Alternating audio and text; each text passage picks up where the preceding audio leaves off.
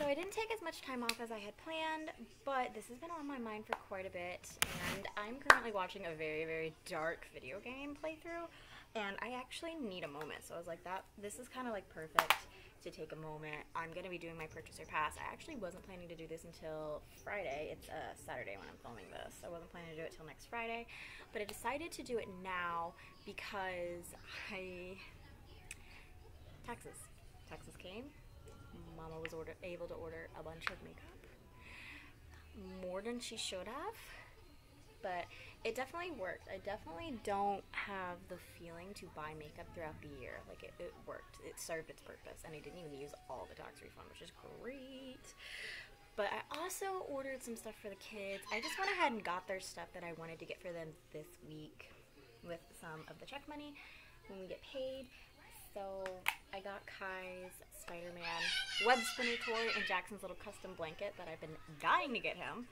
So there is that. Yeah, so I basically was able to get almost everything. I still have a little bit more I'm planning to get. I want to do a small Kaja order. I want to do a Glow Recipe order. I just want to get one thing for Glow Recipe. I'm going to get a couple things from Laneige, a couple things from Lawless, and that's basically, oh, and Morphe. I'm getting literally every single setting spray because I have no setting sprays. But anyways, purchaser pass. Makeup account I am highlighting today is going to be the Indie Makeup Spotlight, which I believe, yeah, it's run by Amy Loves Makeup. So the first thing I see is Clarity Cosmetics has released the Deadly Rose palette. I was super excited for this when I saw, you know, they released the cover for it like pretty early, and then they had like some stuff going on and they weren't able to release the pictures until the day that the palette was set to launch. And it's a 9-pan, and it's a very beautiful 9-pan. It's got two very beautiful reds, a bunch of blacks, a silver, and then a green. Yes, it's an airplane bunny. So I think Clarity Cosmetics has a great formula.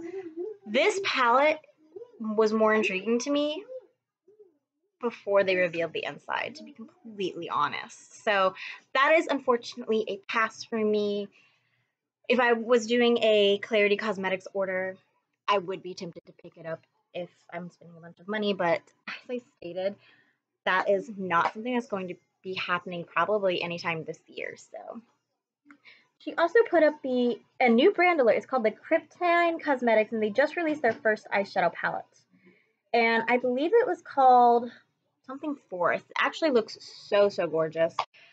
I would be intrigued to pick this one up. This one actually, the color story intrigues me a lot more than the Deadly Roses palette from Clarity Cosmetics, but I'm actually very confident with this no buy that's going on that I'm doing after this.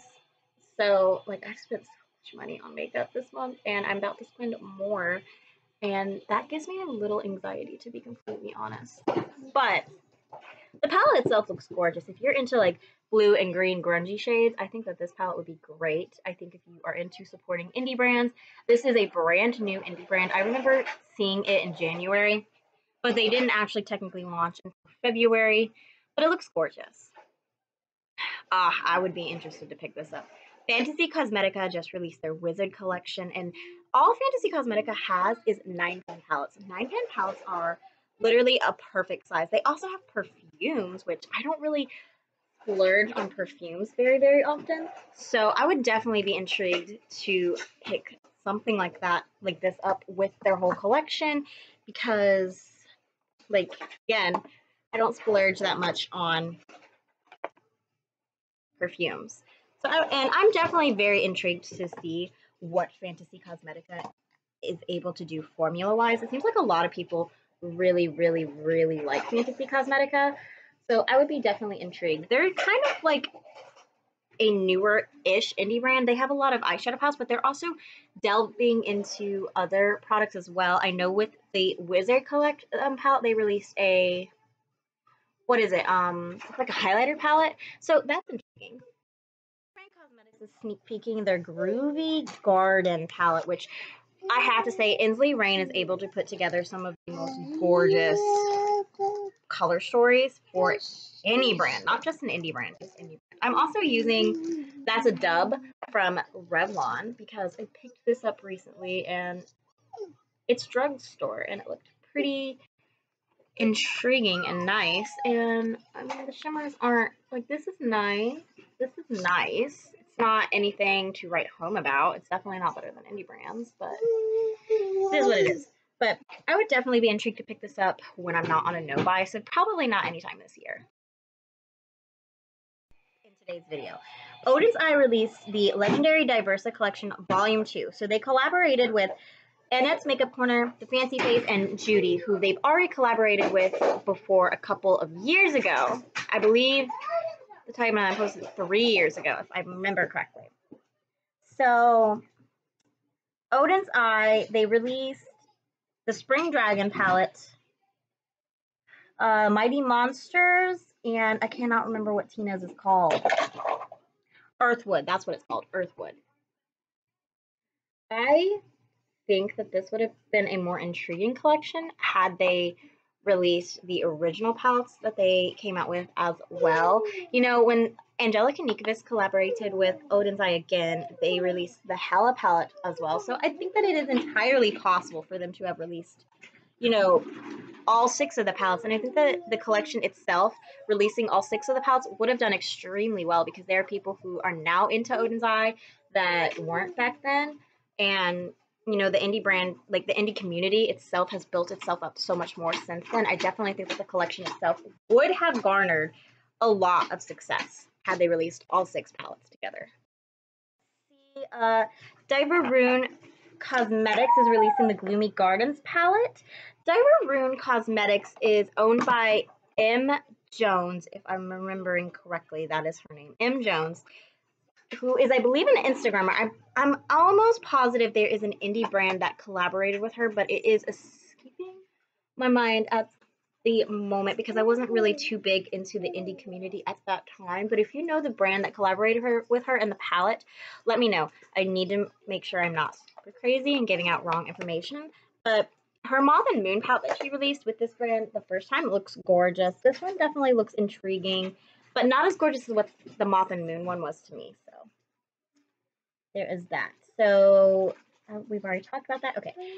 Blend Bunny released something called the Omni Lash Mascara. So I'm good on Blend Bunny for branching out there and trying new products. My only experience with indie brand mascaras was Glamlight's Scooby-Doo Mascara, and it was freaking horrible. It was horrible. So because of that and because of the no buy, I am definitely not intrigued to try this anytime soon, but Blend Bunny is reviewed by so many other influencers, like so many. I'm sure Angelica Nikovas has a video with it. I think Allie Dawson does, and so does Heather Austin. So if you're curious, those are who I would recommend. Let's see. Glamlight's Betty Boop collection is now available. I'm seeing there's an eyeshadow palette that has colors that they have 1010% already released, and I have a very big Glamlight collection, so I'm pretty positive I already have these. I've talked about it in a previous purchaser pass that I wish that Glamlight would not do so many collaborations. I wish that they would just come up with their own thing, because I think it's fun to do a collaboration every now and again, but I think that he's trying to scoot his little butt by, but I think that they need to come up with their own thing every now and again. And I'm not gonna lie, Glamlight is able to create beautiful color stories on their own. So I don't understand why they are doing collabs so much. Like, I think that it is fun because, like, you're definitely intriguing to maybe somebody who's not super duper interested in makeup, but is interested in who you're collaborating with. So I definitely think that that is, like, part of the reason that they are doing their marketing this way. But I don't know. I just wish that they would come up with their own color stories. Depth Cosmetics released the Flying Fiddles palette. Depth Cosmetics, I've said it before, I really like their shimmers. I'm not a fan of their matte formula, though. So that is something that is completely on me. That's not on them. It's just what I am personally intrigued by. I like more mattes in a palette, and I'm just not a fan of their matte formula. It's the same thing with What's Up Beauty. I'm not a fan of What's Up Beauty's matte formula either, but if I had to pick between What's Up Beauty And Adept, I would say Adept has way better shimmers, so there is that. But Adept also has a heavier asking price. So do with that what you will. Whenever I purchase from Adept Cosmetics, I always use Heather Austin's code. So just do with that what you will. But I have been currently planning out my 2025 since I am so confident that I am not going to be purchasing makeup in 2024. And Adept Cosmetics is one of the brands I think I'm going to focus on in 2025. Let me know what you guys think down below about that. Khaki and Finding Ferdinand released another collection. I'm not intrigued. I've never really heard too much about Finding Ferdinand, but I've heard that people really like the cream blushes, and it's really gotten a lot of recognition since Khaki collabed with them. So, like, I'm not gonna lie, I need something like an eyeshadow palette or like a foundation or a concealer or a highlight to really sell me on a brand. Unfortunately, it's not going to be a collab, and it's not going to be this collab for sure, but it's also not going to be cream blushes for me. But congratulations to Khaki. I think that she did a gorgeous job creating more blushes. Terra Moon's Cosmetics has released the Space Chemistry palette. That's definitely something I would be interested in because I'm interested in trying out more from Terra Moon's Cosmetics. I only currently have the one palette, and it's very, very dark and grungy. It's like blue-purple, and I love it. This one definitely looks like it's got more color, and I could definitely test out more formulas, which I'm always into when it's an indie brand. I love testing out new formulas from said brand. And I love it when brands are able to, diverse themselves from other indie brands on the market. Like, I definitely don't think any other indie brand has Adept Cosmetics' shimmer formula. So there is that. Like, if you're a shimmer person and you're into indie brands, Adept is where I'm going to point you at. It's just how it is. I saw this on Amy Loves Makeup's channel, but Sinful Echoes of Darkness palette. It looks really, really pretty. Unfortunately, it's an Etsy shop, and I don't like using Etsy to shop from. I prefer it when they have their own, website, but it is what it is. I believe that this palette is actually sold out, but it's like a 12-pan palette, and it also has like 4 singles as well, I think. I'm not entirely sure, but definitely it's a new indie brand, so I'm definitely intrigued. Video tomorrow, so that way it stays relevant.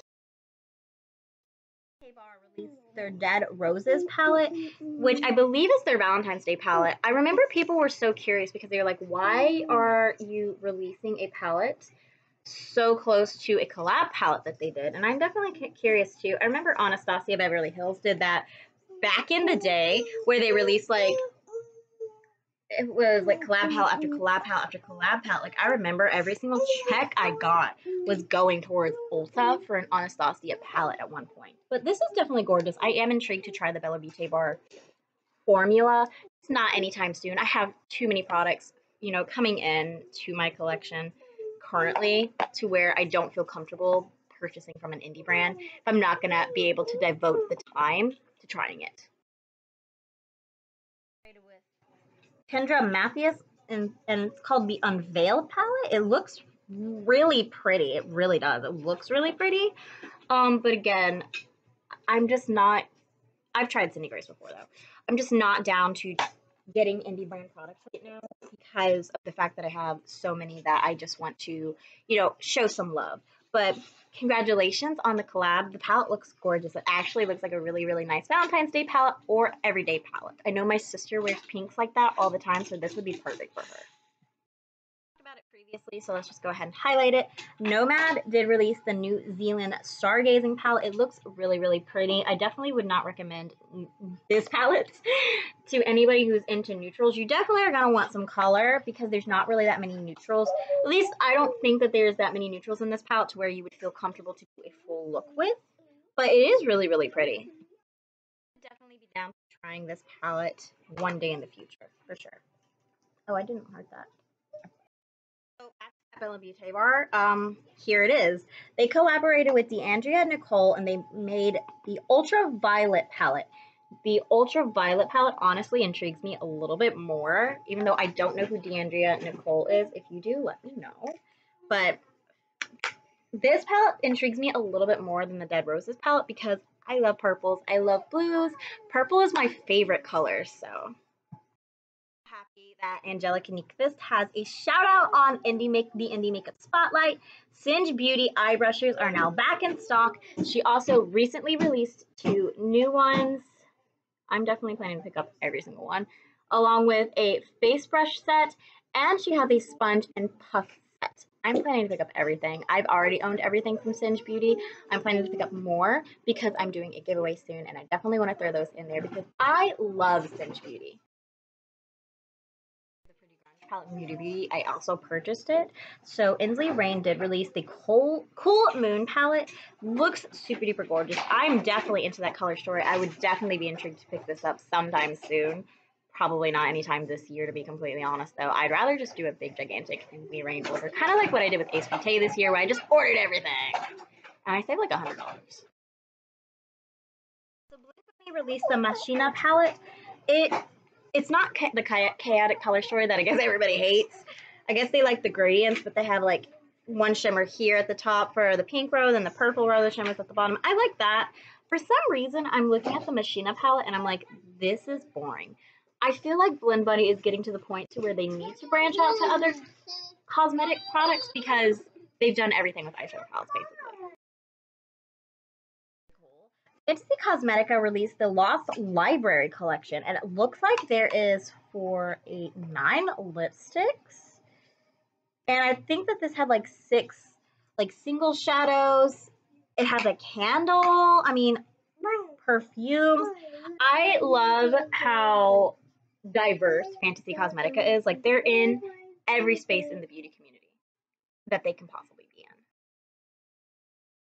in. Wonderland palette last year. It was Angelica Nyqvist's favorite palette of 2023.